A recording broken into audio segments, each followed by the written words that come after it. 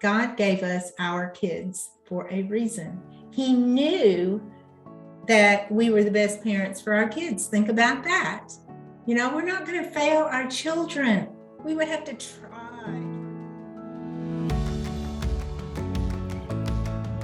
Thank you, Rebecca. That was wonderful and answered a lot of questions, I noticed, from some of our moms.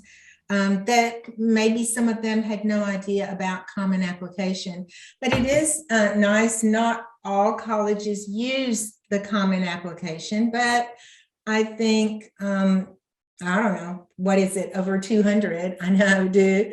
But if you've got a college that does not use the Common Application, then you will apply directly to that college. And that's fine too. Yes. To list us as the counselor, you know.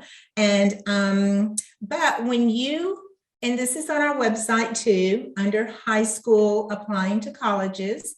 But when you apply through the Common Application, you do not need to go in and request us to send recommendation letters. So sometimes what happens is your student applies through the Common Application to Harvard, Yale, Stanford, and Duke. And then before we can even get that done, we're working on it. We're going to submit that before the deadline, but we go into the account and oh my goodness, I see that the mom has paid a rush fee to have us send the letter to those colleges. Well, that's totally not needed. Save your $15. And you do not need to request that at all. We will do the recommendation letter, and Rebecca or myself will be emailing you the information that we need. Now, when you apply to a college without the Common Application, and maybe you haven't even listed us, you're just applying and they say, have your school mail us a transcript or a recommendation letter even sometimes, then you can request that. But usually when they ask for that counselor name, they are going to be emailing us, and then we will let you know what we need. We're going to be handling that for you. So no need for duplicate requests and no need to pay those rush fees because we will do it before the deadline. So just a little thing that I wanted to add there. Thank you, Lonnie. Thank you. So the other thing is when they request a transcript, don't go into Apple Core and try to pull up a transcript to send to them, because for one thing, you cannot do that. The moms cannot even access the transcripts. You can pull up a report card or you could make your own, but that's why you're registered with a school. That's what we do. So in those cases, we can email you a transcript if you want to know what it looks like, because like Mona said, it's not going to have all those notes in there. We clean up those transcripts and it's not going to have any of those notes to you. So don't worry about that. But if you want to see what it looks like, we can certainly email you one. And we are the ones that are going to be emailing, uploading, or mailing to the colleges. So don't think you can even pull it up in Apple Core. And the reason, it's not because we don't want you to see what's there. It's gonna look like what's in Apple Core, only without the notes. But we don't want you sending those transcripts without us looking at them and making sure they are the best.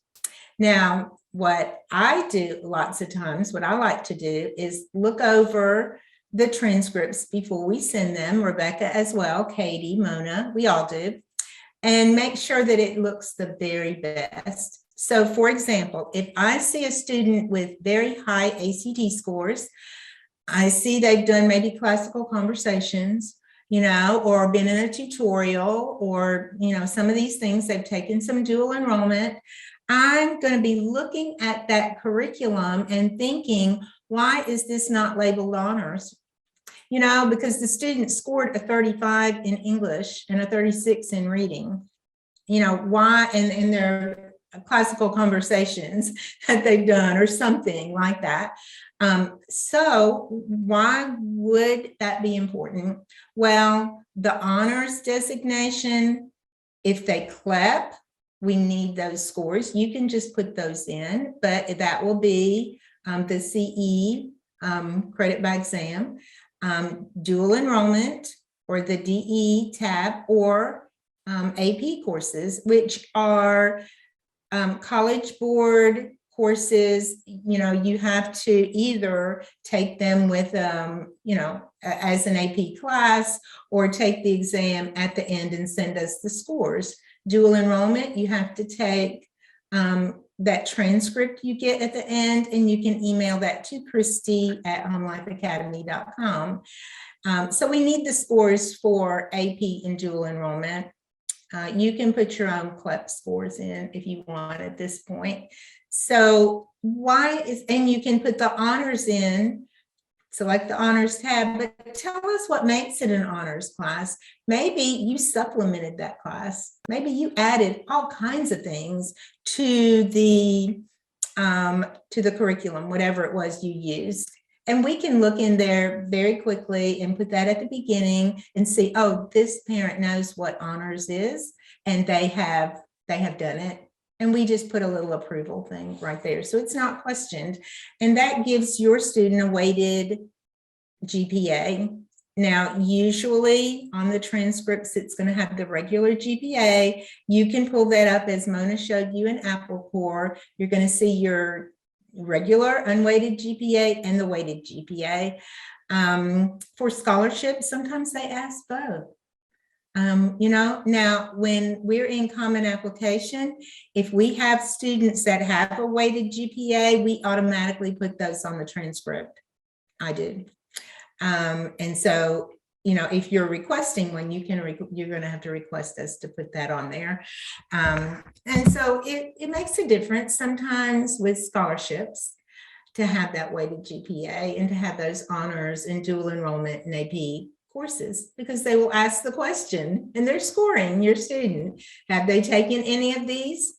So sometimes at the end, I'll have the parents that will email us and go, oh my goodness, how do we change this? So we would rather have that as we go, just something for you to know. Because again, like Rebecca and Mona both said, we want everything to be the best for our students. Let's see, anything else about that? Briefly, we do have a lot of Tennessee parents on here. So the Tennessee Promise, don't forget that deadline is November 1st. It is a hard and a fast deadline, no exceptions. So what if you're thinking, I don't think my student's going to go to a Tennessee college, fill it out anyway. I don't think my student's going to go to college. They could fill it out anyway. It's for tech schools and 2-year community colleges. Oh, but they're going to go to a 4-year college. Fill it out anyway. We have seen so many changes, so many. And in the spring, guess what? It's too late. And what if they don't qualify for the HOPE scholarship? So just very, very briefly, the Tennessee Promise does not require a minimum ACT score. There's community service. You have to fill out the application by November 1st, and you have to attend the meetings, and they keep you up on all of this stuff. And, a lot of things are virtual now. So you just keep up with what they tell you to do, easy stuff.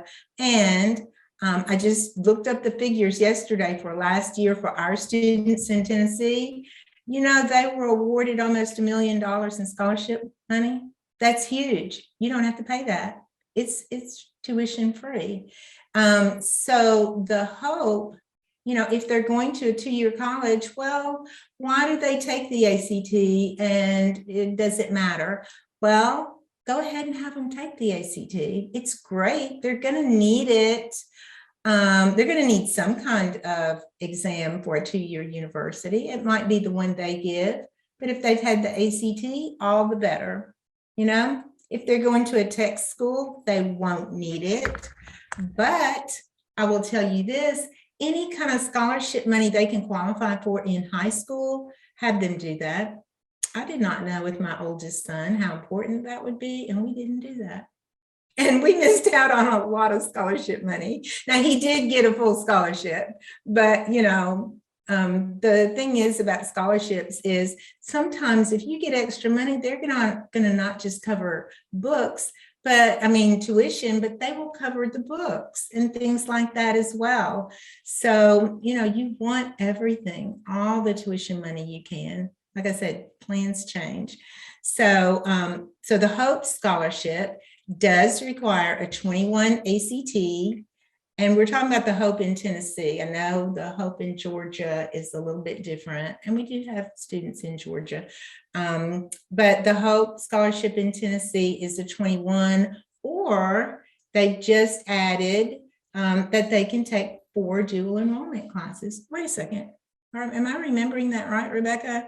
I get so mixed up when I look at transcript, and then I try to think if that's really the requirement now. I think it is 4. I believe so. Yeah. So that's huge. And those dual enrollment classes have to be taken at the, Tennessee universities, the ones who are a part of the whole Hope, Tennessee Promise. They're a part of the Tennessee Board of Regents. But it can be private colleges. It doesn't have to just be the state schools. They can be online classes, but that is huge now that they have changed that. So you do the dual enrollment courses or the 21 or both. And another brand new change to the Tennessee Promise that does not take effect till next year, but for Tennessee Promise, those students can actually now, starting next January of 2024, they can actually start in January for Tennessee Promise, because we do have a lot of students that maybe they're a 5-year plan, but they graduate in January. Maybe they're a 3-year plan and they graduate in December, and they can start in January. So that's new as well. Just kind of want to briefly tell you about that. So we do have flexibility. And you might be wondering, when Mona was talking about the 3-year and the 5-year plans, why your student would need that. But 3-year plans and 5-year plans don't need any special approval. You can just let us know so that we know. We don't have to be, going, oh my gosh, they haven't finished English at the end of their senior year. We can look in your account and say, oh yeah, they're doing a 5-year plan. They're doing another senior year. And so you don't want to list all the credits, hold back some. It could be math. It could be, it's at least 2 dual enrollment. Okay, I see that. I can't remember. I get mixed up sometimes. But where was I talking about that 5-year plan? So you can hold back some English or a personal finance if they haven't had that credit yet. Just anything so that technically no one, we've run into this with dual enrollment, for example. They want a letter from us saying, oh, this is a 5th-year senior applying for dual enrollment. Why are they a 5th-year senior? Could they have graduated? And then we can write a letter and say, no, they did not complete graduation requirements, but they could graduate in 3 years. Maybe they're a little bit older. Maybe they're just totally mature and they can easily get 22 credits in 3 years. So that's fine as well. It could be 3.5 years. They could be a December graduate. Now, if you've got a student, and we've got several of these, that are not 16, but they're totally ready to graduate, we do have to give special approval for those if they are under 16. They still have to complete either 3 or 4 years. Now, there are a couple of states that will not let, state law, like Florida and Alabama, I believe, you cannot graduate students that are not 16, and that's rare. usually we want to see them more mature. In fact, usually the older the better. So we do have a lot more students graduating as a fifth-year senior than as a 3-year high school graduate, just so you know. But we are totally flexible, and whatever your student needs, whatever is best for them, that's what we're going to help you do. Now we've got some students on here that are not college bound. And I know we talk a lot about college bound. Thank you for posting the Tennessee Hope Scholarship info, Rebecca. So we are going to help you and your student have the best transcript. No matter what, say that they are a life choice. They don't really necessarily have plans for a tech school or even a 2-year college. Maybe they're going to go out on the mission field. Maybe they've started their own business. Maybe they are going to take over the family business.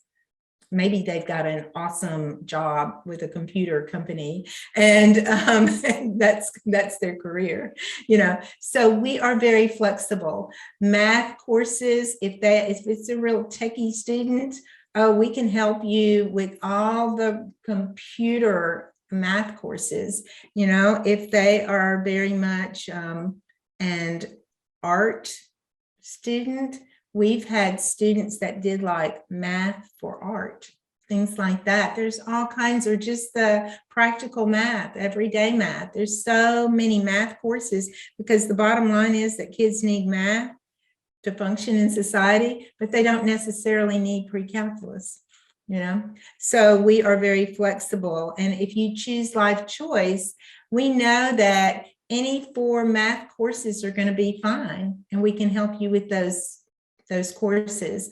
I help parents a lot of times with the life choice subjects. For example, I'll never forget the one student he loved to fish. That was his passion, fishing. And so his mom would call me up every single year to talk about his credits and what he could do.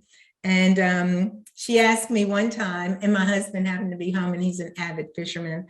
And she said, how can I get him to complete his schoolwork? He just wants to be outside.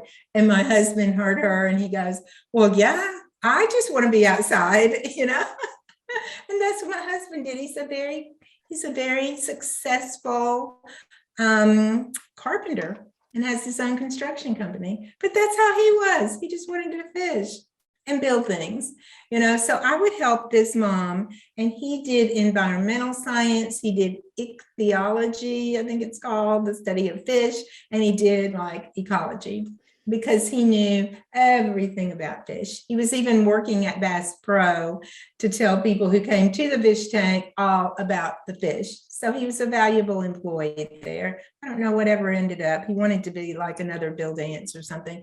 But we can certainly help your student, whatever their passion is. We want that on the transcript.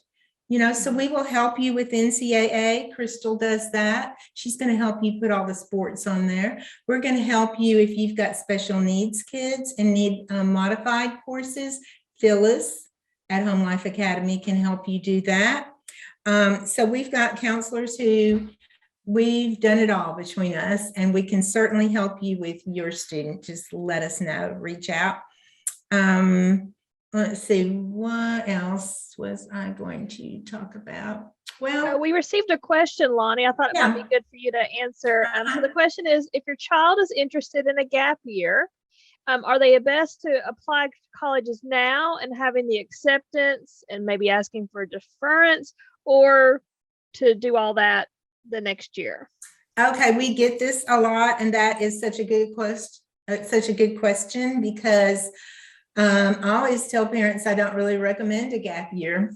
For one thing, I recommend them being a 5th-year senior, because they can do anything that they would do in that gap year as a 5th-year senior. And so the short answer to that is that, yes, I do recommend applying, because plans change.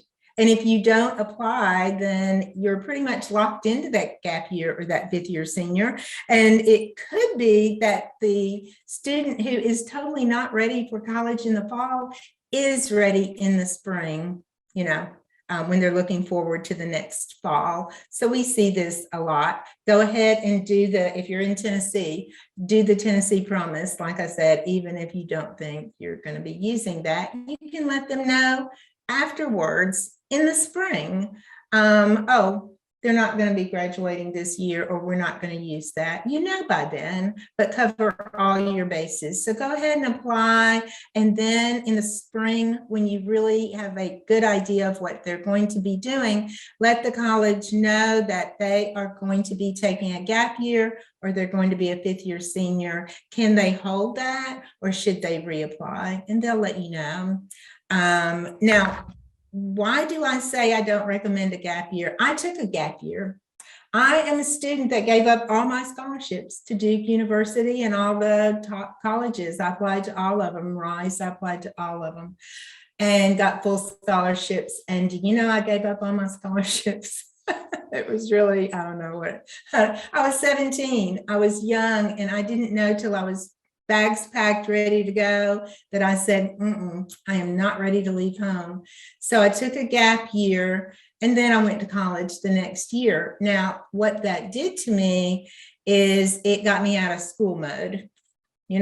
I was working, I had all my friends, I had a whole life that had nothing to do with school. And then when I got back into college, it's difficult. It's difficult to now put college number one when your education, your school has not been number one in your life. You've had a taste of adulting, and now it's like, oh, wow, now this class is number one and I have to lose sleep over that. But, so I recommend not doing that. Don't get them out of school mode. Keep them as a student. They can go on mission trips, they can work, and that can count as work experience. They can, anything that they do, all their extracurriculars, are going to count as that fifth year. And then you're going to have held back something to keep them in school mode. So I think that is huge for them to be successful and finish college. It's the kids that drop out of college. A lot of them have had a gap year, and then they go to college. I've seen this. I've seen it with so many students, and they're kind of coming and going. Some finish, but it's more difficult. So I do recommend just go ahead and do everything just like they're going to graduate. And then in the spring, we can tweak that. We can make adjustments. We can do whatever they need to do, but you've covered all your bases, So hope that answers your question. And I do want to add something else that I'm always telling parents. This is stressful. There's no doubt about it. I can remember with every single one of my four. They're all different, and it's all stressful. No matter what they're doing, there's deadlines. There's all this stuff, Have I covered everything? Have I taught them everything they need? Are there going to be gaps in their education? Are they going to get into the college they want? Are they going to be successful? Or have I completely failed them? We worry about this as parents. But also what I have seen time and time and time again, after working with virtually, thousands of families, is that, what? God gave us our kids for a reason. He knew that we were the best parents for our kids. Think about that.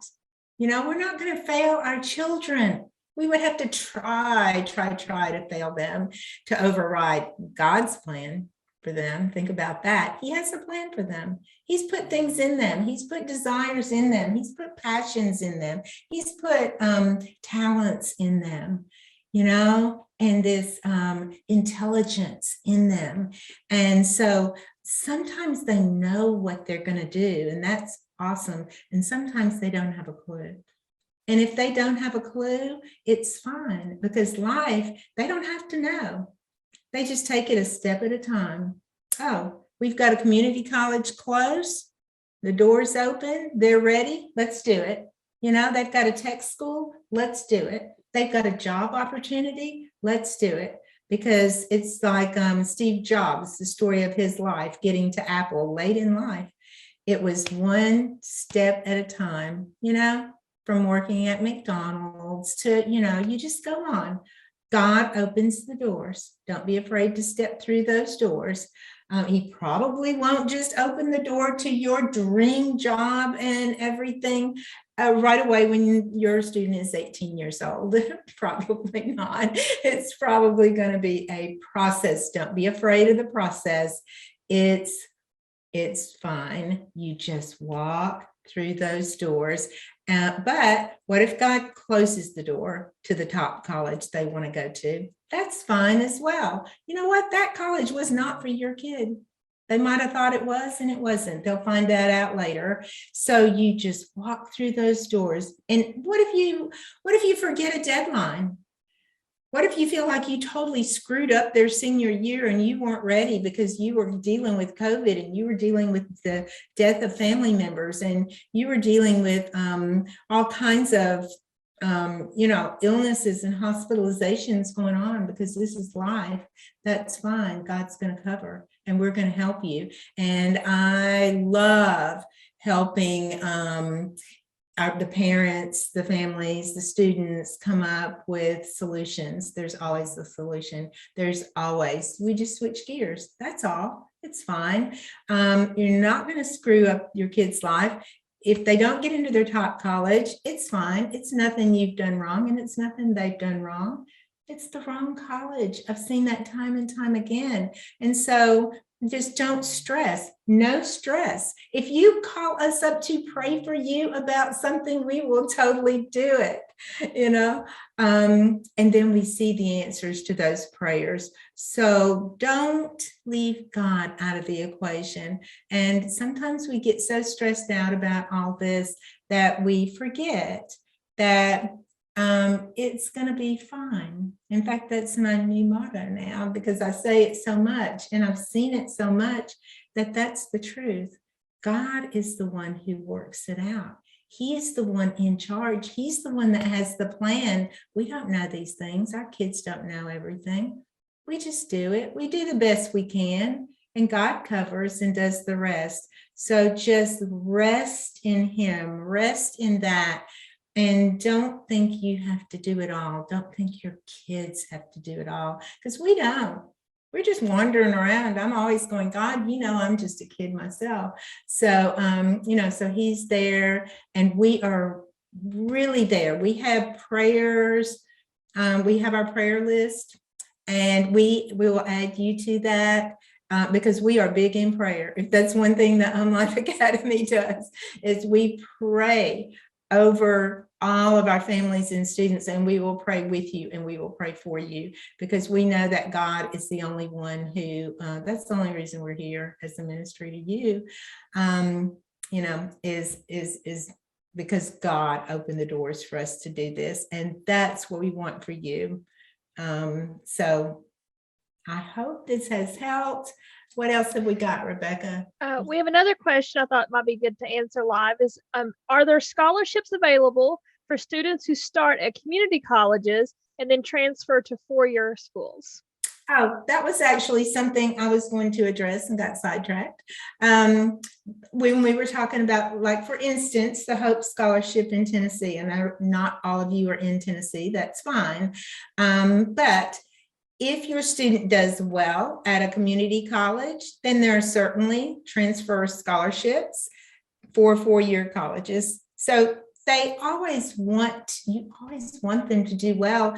And the reality is that students do tend to do better at community colleges. Sometimes the classes are a little bit easier.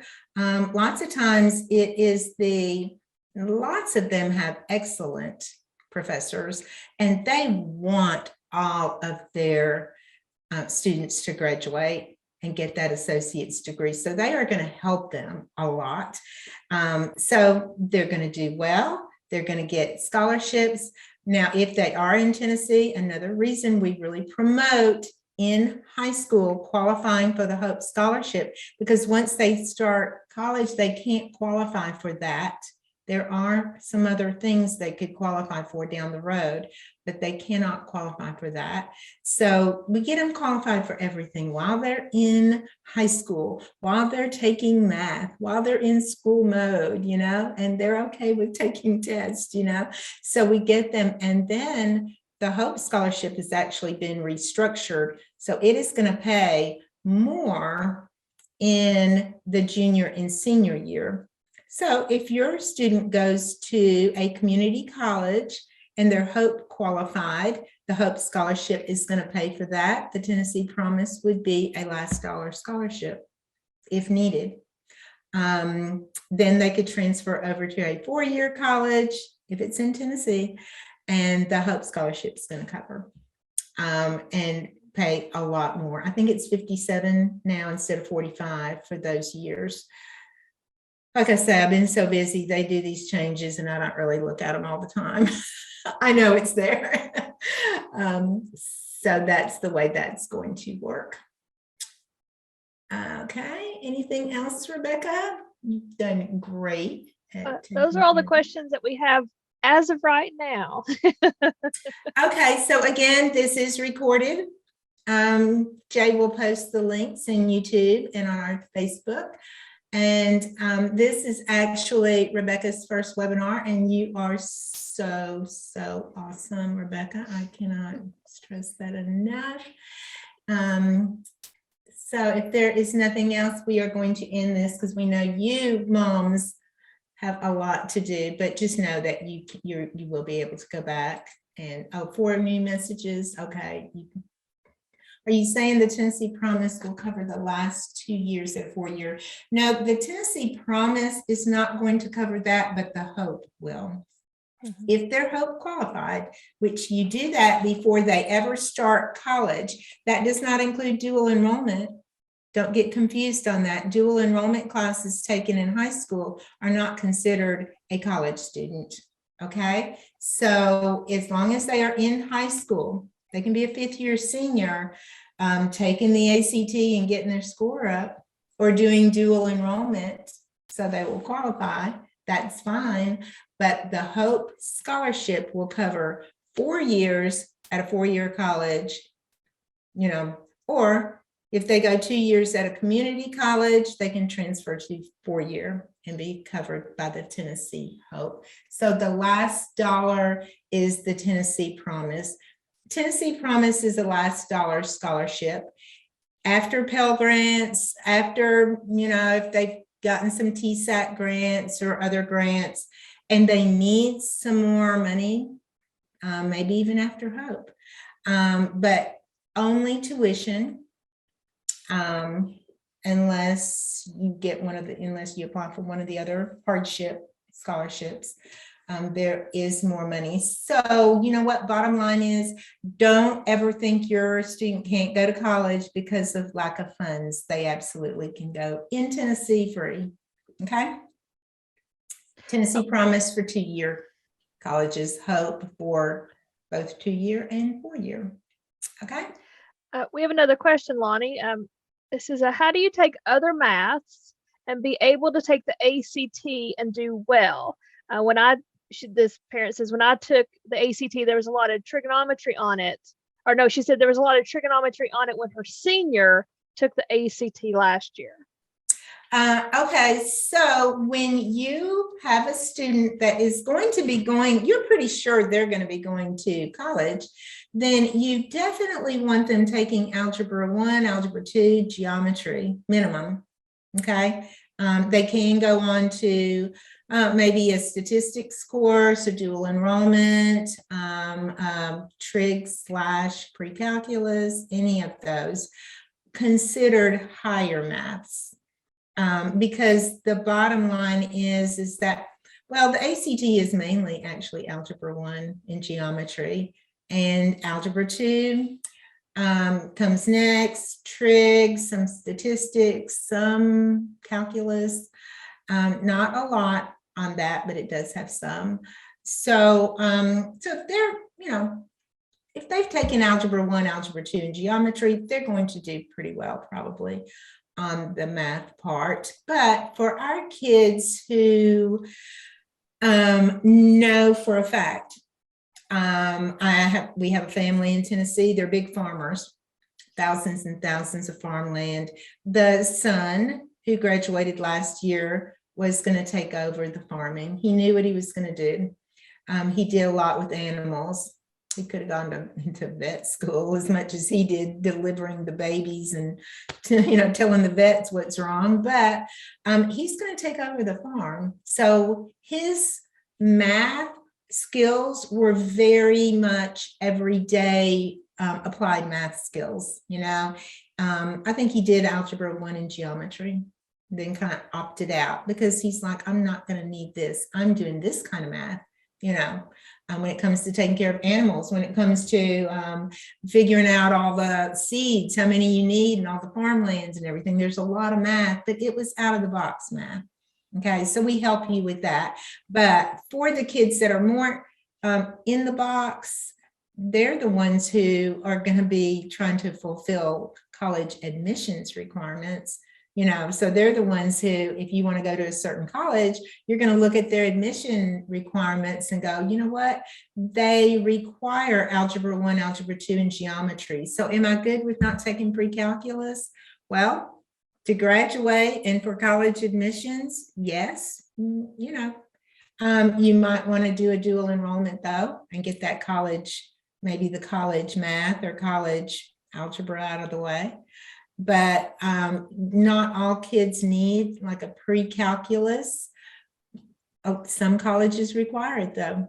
So the top colleges, they do want to see that. Anything else, Rebecca, that I'm overlooking? That's all we have right now. Okay, well, let's just go ahead and end this. It's been just about, I don't know how long we've gone now, an hour and 15 minutes. So I think we did great. We don't want to take up all your time. If you've got more questions, we've got our contact information there. You can also reach out to us on Facebook. And don't forget to be a part, if you are on Facebook, to go ahead and sign up for that senior Facebook page that we have for our 22-23 seniors. Okay. So Mona said her goodbyes since she's on vacation. Rebecca, any ending wisdom you have for us? Oh gosh, I don't know if I've been here long enough to have much wisdom, but again, if you have any questions, I already see a couple of folks have made appointments with me on Calendly, which is wonderful. So again, any concerns, questions you have about Common App or application process in general to college, scholarships, feel free to reach out. That's what I'm here for. Okay, Virginia says, thank you so much. We've been working with her. You know her name, Rebecca, and here she is. Okay, here's Deborah. Thank you so much for joining us. You know what? You parents are incredible, and you're the reason that we're here. So don't forget to reach out to us. Don't ever think you're bothering us. This is what we are here for. So bye. Y'all have a blessed day.